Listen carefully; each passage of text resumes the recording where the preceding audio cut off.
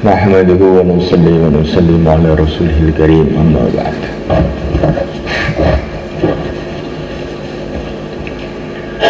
Alhamdulillah, Allah subhanahu wa ta'ala telah memilih kita dijadikan umatnya yang mulia Nabi Agung Muhammad sallallahu alaihi wasallam.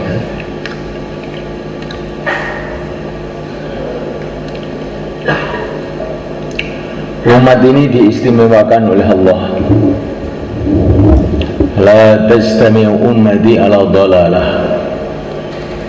Umatku tidak akan ijma', tidak akan mufakat dalam kesesatan. Kalau umat-umat dulu, umatnya Nabi Musa itu mufakat dalam kesesatan, hingga bareng-bareng sesat. Umatnya Nabi Isa begitu juga, umat Nabi yang lain begitu juga.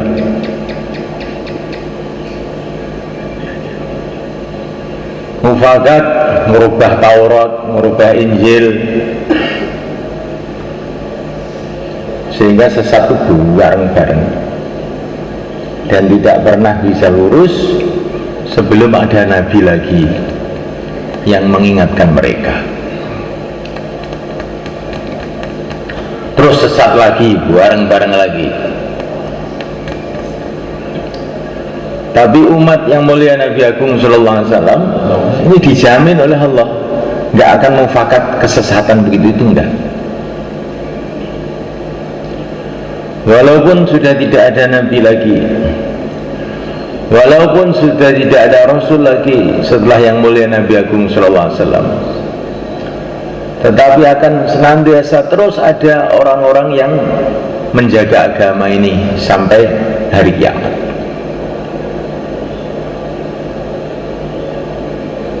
Setelah baginda Nabi, para sahabat telah dibangkitkan oleh Allah untuk menjaga agama ini. Allah telah bangkitkan ulama-ulama untuk menjaga agama ini. Allah bangkitkan orang-orang ahli hadis sehingga membukukan, mencatat teliti semua yang dikatakan Nabi, yang dibuat Nabi itu. Yang terkenal adalah Imam 6, Imam Al-Bukhari, Imam Muslim, Imam Abu Dawud, Imam Nasai, Imam Ibnu Majah, dan masih banyak lagi. Untuk ini satu karunia Allah pada umat ini, sehingga umat tidak akan kebingungan dulu Nabi itu berbuat apa. Itu Allah bangkitkan orang-orang itu.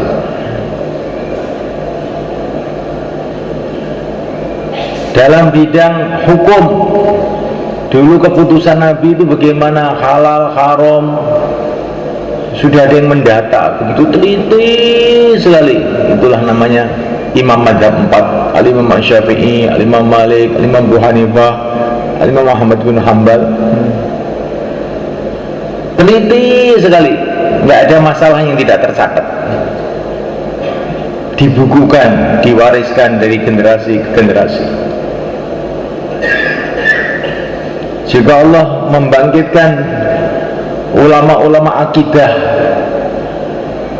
yang meneliti, membukukan dulu keyakinan Nabi dan para sahabat itu bagaimana, namanya ulama ahli ilmu tauhid, ilmu kalam. Yang paling terkenal Abul Hasan Al-Asy'ari, Abu Mansur Al-Maturidi. Dan setelah itu Allah bangkitkan orang-orang yang terus memperjuangkan agama ini terus menerus. Walaupun naik turun ada terus sampai nanti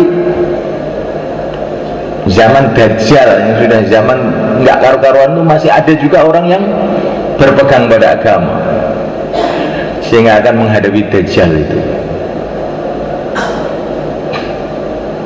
Ketika Dajjal sudah ngobrak-ngabrik jagat ini, Nabi Isa turun diturunkan oleh Allah untuk membunuh Dajjal. Ternyata Nabi Isa telah menemukan orang-orang yang seperti para sahabat, masih ada. Jadi silsilah agama ini bersambung-sambung, walaupun bagaimana ya tetap ada saja. Beberapa hari yang lalu itu mereka di sawah sini nih loh, itu saya itu dikejutkan. Saya kira yang namanya sawah Temboro ini sudah tidak ada binatang-binatang yang aneh.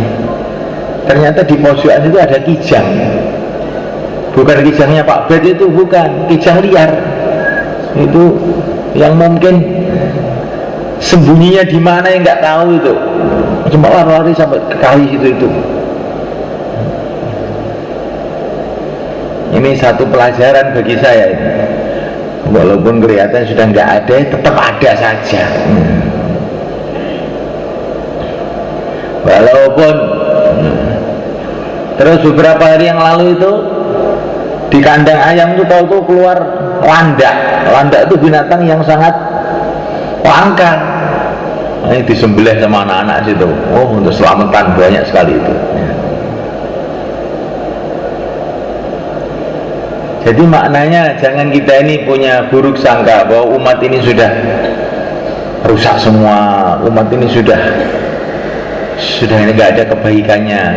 Karena saking risaunya sampai judet stres. Karena Nabi mengatakan man qala halakan nas wa ahlakuhum, barang siapa yang mengatakan bahwa umat sudah rusak semua, maka dialah yang paling rusak. Orang itu jangan berpikir sudah nggak ada orang baik. Orang baik itu masih ada.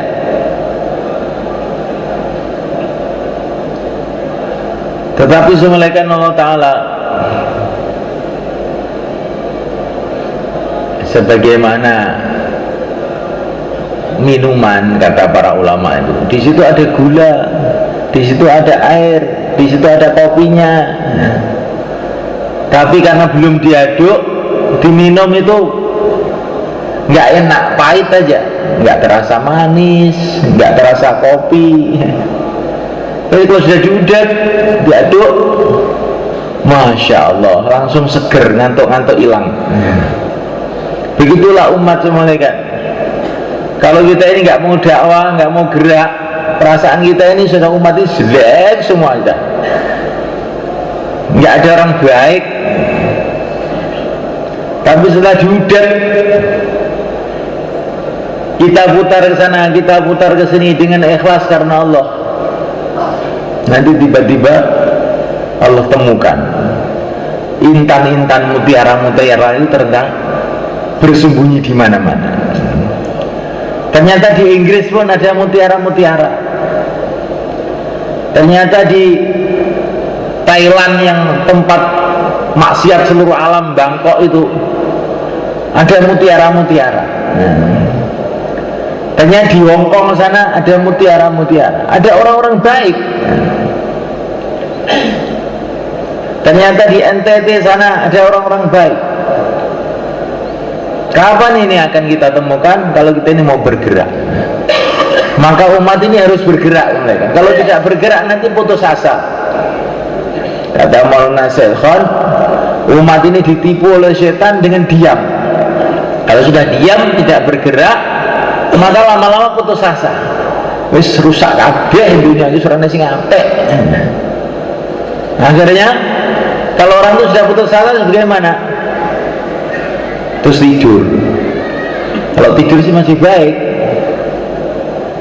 Kalau orang itu sudah putus asa, akhirnya malah ikut-ikut berbuat kejahatan. Mau buat baik nggak ada temannya, sudah ikut aja. Yang berbuat jahat akhirnya begitu. Maka untuk menghilangkan keputusasaan ini, umat harus bergerak terus. Kita harus bergerak terus.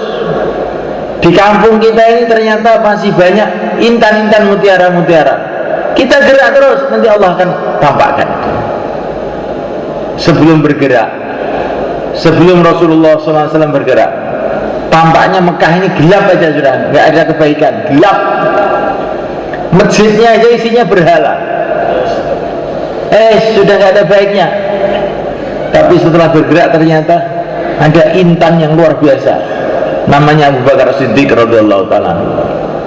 Ada intan yang terpendam yang luar biasa, namanya Umar bin Khattab radhiyallahu taala. Ada intan mutiara yang luar biasa, Utsman ibn Affan bin Nurain radhiyallahu taala. Ada berlian yang luar biasa, Ali bin Abi Thalib radhiyallahu taala. Kapan itu muncul? Setelah Nabi bergerak. Itu bukan asalnya jelek jadi baik orang-orang itu semuanya kan. Orang itu baik itu asli kok sebetulnya itu. Sebelum lahir itu sudah ditulis baik tidak itu. Cuman belum tampak karena belum dudek tadi itu. Insyaallah kan. Maka kita udek, umat ini kita udek. Nanti Allah akan tampakkan mutiara-mutiara itu ternyata di mana-mana. Kalau kita diam, perasaan kita jenenge wali-wali zaman biyen. Ada orang-orang soleh, ada wali-wali Allah zaman dulu. Kalau zaman sekarang nggak ada. Itu tipuan setan masih banyak. Tapi tertutup. Karena apa? Suasana dakwah ini tidak ada. Nanti kalau suasana dakwah ini dihidupkan dengan sungguh-sungguh, Allah ketampakkan lagi itu. Dan Nabi sudah menyatakan itu wali-wali akan tetap ada sampai kiamat. Ada 40 wali yang namanya wali abdal, itu akan terus sampai hari kiamatnya, ada terus. Tapi di mana mereka itu? Terpendam. Intan-intan itu terpendam, nggak tampak lagi. Barokahnya tidak bisa nyambung kepada umat. Kenapa? Karena umat tidak nyambung dengan mereka. Ibaratnya ini, umat ini seperti jasad yang satu, tapi terpotong kakinya, terpotong tangannya. Bagaimana bisa nyambung? Darah nggak bisa ngalir. Karena apa? Pedot. Dan nanti kalau disambung lagi, di silaturahmi disambung lagi, tangan disambung lagi, kaki disambung lagi, darah mengalir lagi, maka ternyata kebaikan-kebaikan itu banyak sekali di kalangan umat ini. Maka inilah pentingnya bergerak semua malaikat. Maka semua kita bergerak semua malaikat. Baik bergerak di makomi kita maupun bergerak keluar. Nabi bergerak di makomi beliau 13 tahun di Makkah Al-Mukarramah. Selama 13 tahun itu beliau keluar cuma sekali aja ke Taif. Beliau gerak di makomi aja. Dari gerak makomi beliau ini maka muncullah orang-orang istimewa, as-sabiqunal awwalun. Ini semua hasil makomi mereka. Sayyidina Abu Bakar, Sayyidina Umar, Sayyidina Utsman, Sayyidina Ali, Bilal, Sa'ad bin Waqqas, Abu Ubaidah ibn Jarrah, Sa'id ibn Zaid, Abdurrahman ibn Auf. Tokoh-tokoh sahabat itu hasil makominya Rasulullah di Mekah 13 tahun itu, yang akhirnya dikirim ke seluruh dunia, menyebarkan agama ke seluruh dunia, itu adalah orang-orang hasil makomi ini. Maka kalau orang itu nggak ada makominya, ya ini ibaratnya nggak punya sawah kok mau jual berasnya siapa? Maka makomi kita pentingkan, mulai kan, insyaallah. Ini mau wasi itu, mau wasi orang-orang setahun mau wasi hari ini. Coba kamu pikirkan, tokoh-tokoh sahabat hampir semua hasil makomnya Nabi. Hampir semua, tidak 100%, tapi hampir semua. Ini yang orang Mekah. Madinah juga begitu. Madinah itu tokoh-tokohnya, tokoh 12 tokoh itu Sa'id bin Ubadah, Sa'ad bin Mu'ad, dan lain-lain sebagainya, Usaid bin Khudair, tokoh-tokoh Madinah, hampir semua juga hasil makominya Mus'ab bin Umair radhiyallahu ta'ala dengan bimbingan Rasulullah SAW. Jadi tokoh-tokoh itu semua hasil makomi itu malaikat. Hasil-hasil intikoli itu telah menyebarkan agama kemana-mana, tapi tokoh-tokohnya orang makomi. Hasil makomi tokoh-tokoh itu, baik tokoh-tokoh Mekah maupun tokoh Madinah, tokoh Muhajirin maupun tokoh Ansor.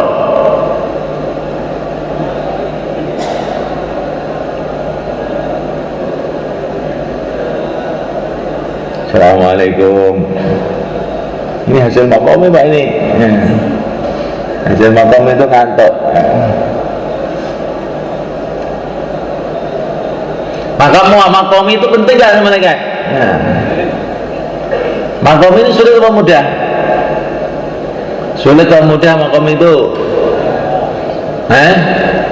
Kalau Allah mudahkannya mudah. Katanya orang-orang tua kita, makomi itu mudah kalau pikir kita ini mau ikram sama orang, maka jadi mudah. Kalau pikir kita bagaimana orang ikram sama kita, jadi susah. Kenapa makomi? Sulit Pak makomi. Makomi ya gimana toh? Makomi ikram sama orang, apa makomi untuk diikram orang?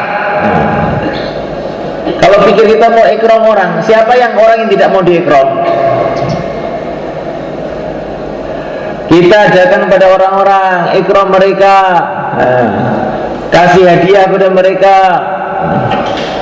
berbuat baik pada mereka, bantu kerja-kerja mereka. Ada orang yang marah kira-kira?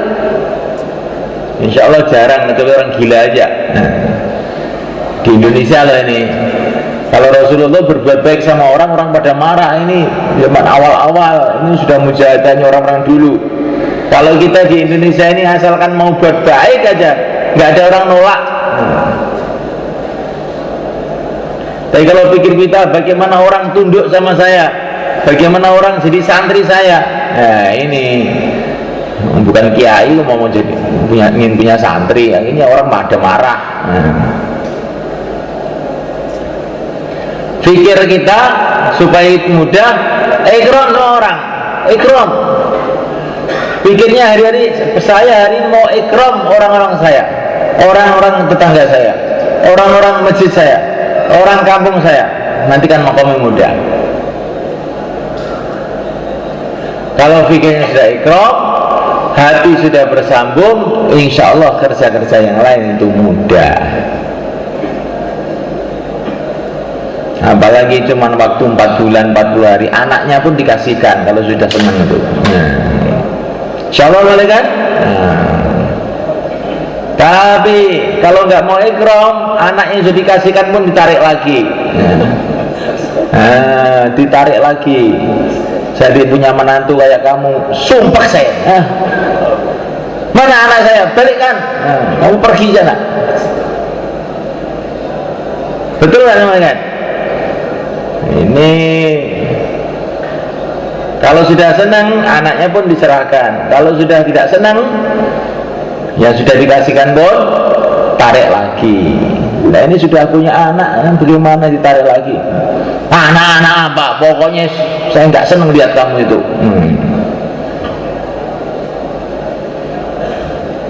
Maka lihatlah perkawinan Rasulullah. Itu mertua-mertua Rasulullah itu asal mulanya banyak yang musuh-musuhnya Rasulullah, tapi begitu dikawin anaknya sama Rasulullah, langsung mertuanya jadi orang Islam. Abu Sufyan itu nggak ada perang kecuali mesti mimpin pertempuran merangi orang Islam. Anaknya dikawin sama Rasulullah, namanya Ummu Habibah. Langsung Abu Sufyan ini sudah nggak ada semangat lagi untuk memerangi orang Islam. Lama-lama masuk Islam. Maimunah radhiyallahu ta'ala anha ini beliau ini punya saudara di Taif. Orang Taif itu dulunya itu marah terus sama Rasulullah. Setelah Maimunah dikawin, maka sudah mereda marahnya itu. Lama-lama pada masuk Islam semua. Dan banyak lagi ceritanya, ini panjang, di dalam sejarah itu panjang. Jadi Rasulullah itu saking akhlaknya, saking baiknya itu loh, musuh-musuhnya itu terus jadi teman. Wa idzal ladzi bainaka wa bainahu adawatun ka'annahu waliyyun hamim. Tiba-tiba orang yang bermusuhan jadi teman setia. Ini kalau dakwah itu tertib dengan akhlak yang baik. Kalau tidak dengan tertib dan akhlak yang baik, tiba-tiba teman jadi musuh. Temannya malah jadi musuh. Makanya kalau dakwah tahu-tahu ada berantem, oh ini mesti ada yang tidak tertib. Kalau tertib, musuh jadi teman. Kalau nggak tertib, teman jadi musuh. Kalau tertib, beras jadi nasi, enak dimakan. Kalau nggak tertib, gosong jadi arang, nggak bisa dimakan. Insyaallah kan? Nah.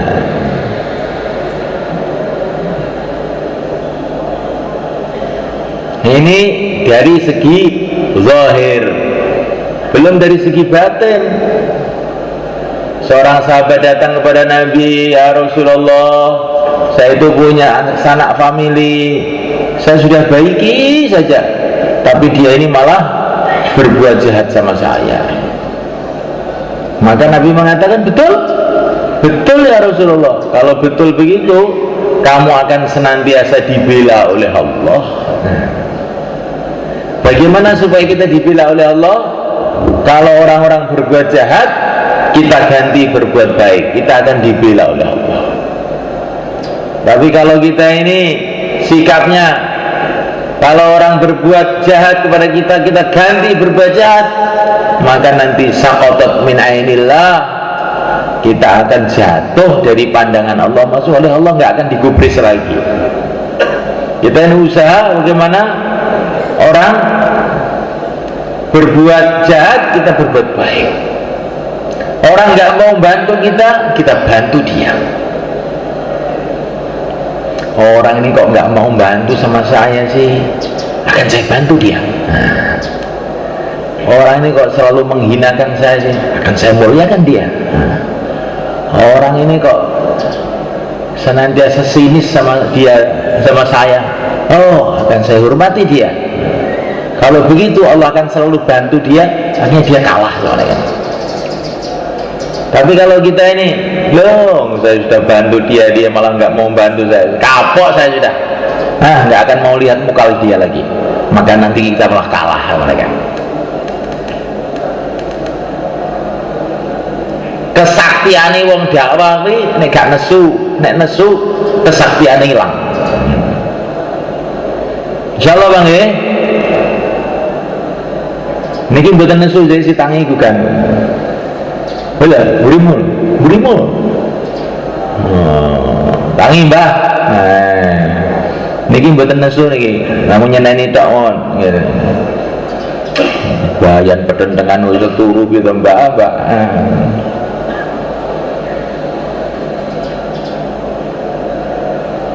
Ini perkara penting oleh kan.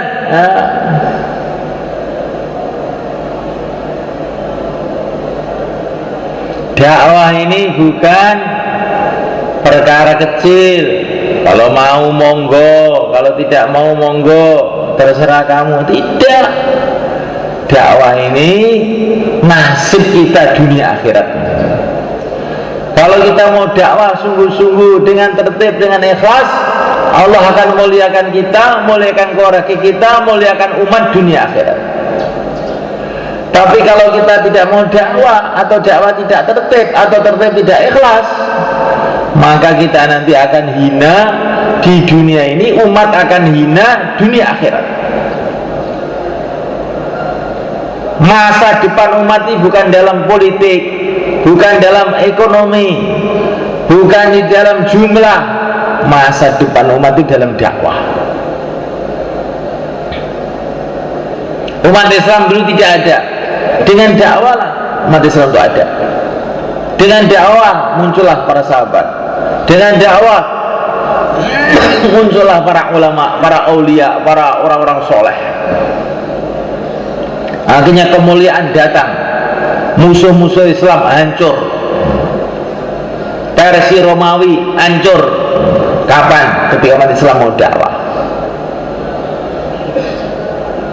Masa depan umat Islam ini dalam dakwah, masa depan keluarga kita dalam dakwah, masa depan kampung kita dalam dakwah, masa depan masjid kita dalam dakwah. Masjid kalau nggak ada dakwah, wah, masa depannya suram. Akan datang satu masa sini mesti ke lowo. Ngerti lowo? Lowo ini kelelawar. Kelelawar itu apa? Kalong itu saya bawa entek.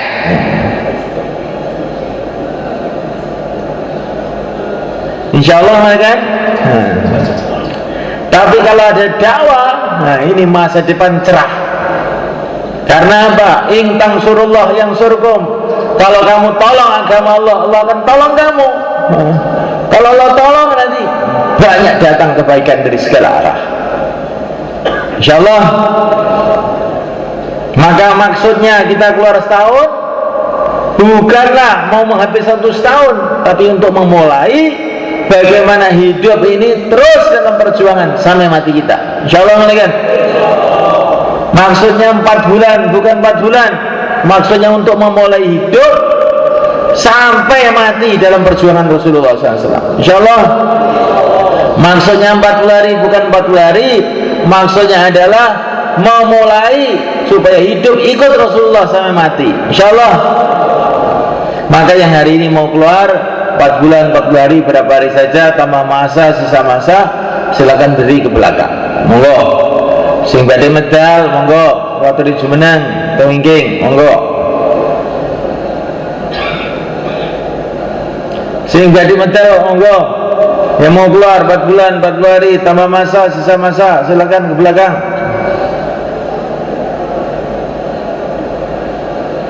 Sekarang mudzakarah 33, 44. Saling taskil. Walaupun sudah mau wafsi pun taskil lagi.